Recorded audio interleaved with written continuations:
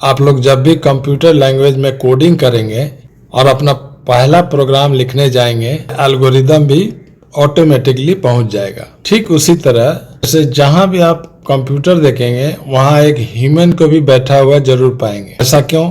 ऐसा इसलिए क्योंकि अब हमारा सारा प्रॉब्लम कौन सॉल्व करता है? कंप्यूटर। लेकिन समस्या ये है कि कंप्यूटर तो मशीन है, डेड एलिमेंट है। इसके पास ह्यूमन की तरह सोचने समझने का शक्ति नहीं है, थिंकिंग पावर उसमें है ही नहीं।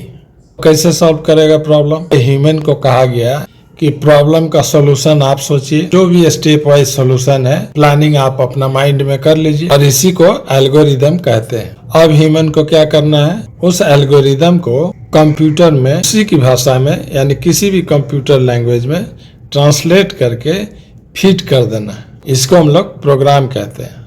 एल्गोरिदम का एग्जाम्पल देखते हैं। आपके टीचर ने 2 नंबर का सम निकालने को कहा है, कहिए कि स्टेप वाइज सॉल्यूशन तैयार करना है। पहले हमारे दिमाग में क्या आएगा कि सबसे पहला नंबर मांगेंगे, दूसरा नंबर मांगेंगे, और जब वो दोनों नंबर हमको दे देंगे हम दोनों को लेके प्लस वाला ऑपरेटर लगा के सम करेंगे। उससे जो रिजल्ट आएगा वो उनको बतला देंगे।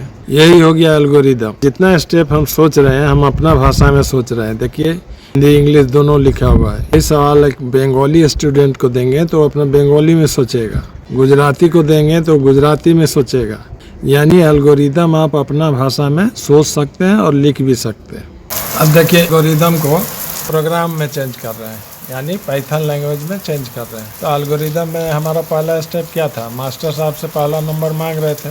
नंबर कीबोर्ड से लेने के लिए इनपुट लिखेंगे, अंदर में मैसेज लिखेंगे, इंटर द नंबर, पहला नंबर दीजिए।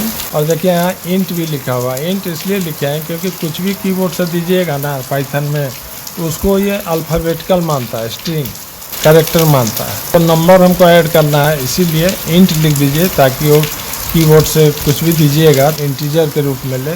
ठीक है, दोनों नंबर को सम करना है। सम बराबर a + b, दोनों का सम स्क्रीन पे दिखलाना है, तो प्रिंट सम। एल्गोरिदम का अगर प्रोग्राम में चेंज कर दिया, सारा काम आप कंप्यूटर कर रहा है। नंबर भी वही मांग रहा है, सम भी वही कर रहा है, उसको दिखला भी वही रहा है। एल्गोरिदम पार्ट ह्यूमन का, इम्प्लीमेंटेशन पार्ट या प्रोग्राम पार्ट मशीन का या कंप्यूटर का। चलिए रियल लाइफ से एक टास्क आपको देते हैं, आप इसका एल्गोरिदम तैयार कीजिए। आपको अपने गर्लफ्रेंड को या बॉयफ्रेंड को इम्प्रेस करना। अब आप बनाइए प्लानिंग और सारा स्टेप्स अपना लैंग्वेज में लिखिए, यानी एल्गोरिदम तैयार कीजिए। आपका एल्गोरिदम क्या होगा? इस टाइप का होगा। उनको कॉल करेंगे या मैसेज करेंगे, उनको इम्प्रेस करने के लिए जोक सुनाएंगे। अगर वो हंस दी या हंस दिया समझेंगे कि हम सफल हो गए, और नहीं हंसी या नो कर दिया फिर से ट्राई करेंगे। ये है आपके द्वारा तैयार किया गया प्लानिंग या एल्गोरिदम। अगर आप चाहते हैं कि ये सारा काम मेरे बदले में कंप्यूटर कर दे, इस लॉजिक को या इस एल्गोरिदम को पाइथन लैंग्वेज में चेंज करके कंप्यूटर को दे दीजिए, आपके बदले वही रिझाएगा गर्लफ्रेंड को। एल्गोरिदम को पहले पाइथन में चेंज कर दे रहे हैं। आप उनको जोक सुनाने जा रहे थे तो जोक नाम का वेरिएबल ले लेते हैं और उसमें आपका जोक लिख देते हैं। और आपका जोक है डू यू लव मी, क्या तुम मुझसे प्यार करती हो, हाँ कि ना। अब इनपुट लिखें, जवाब वहाँ से आ जाएगा हाँ या ना में। एल्गोरिदम में स्टेप क्या था? हंसी तो हम समझेंगे कि सफल हो गए। वही लिखे हैं कि अगर जोक सुन के वो हाँ कर दी, जोक देख के अगर हाँ कर दी हम समझेंगे कि सक्सेस। ना कर दी तो ट्राई करेंगे, और बढ़िया जोक सुनाएंगे। अब इसको कंप्यूटर के थ्रू क्रॉस को मैसेज कर दीजिए। गर्लफ्रेंड को ये मैसेज मिला है, उन्होंने इसको एग्जीक्यूट किया है, आपका जोक उनको स्क्रीन पे दिख गया, रेस्पॉन्स ये आया यस, तो आपका जवाब मिल गया सक्सेस।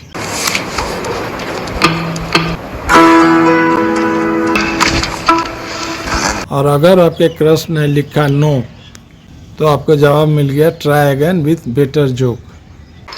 मैसेज क्या रिप्लाई नहीं कर रहा है, कॉल क्या कॉल बैक नहीं कर रहा है। तो तू भी चलेगा पक्का? मुझे काम है। ये था आपका कंप्यूटराइज्ड लॉग। एल्गोरिदम और प्रोग्राम अब बेहतर ढंग से समझ गए होंगे। वीडियो अच्छा लगा है, इसको लाइक करके ज्यादा से ज्यादा लोगों तक शेयर कीजिए। कमेंट के माध्यम से अपना रिस्पांस दीजिए। हमारे चैनल का सब्सक्राइब कर देंगे।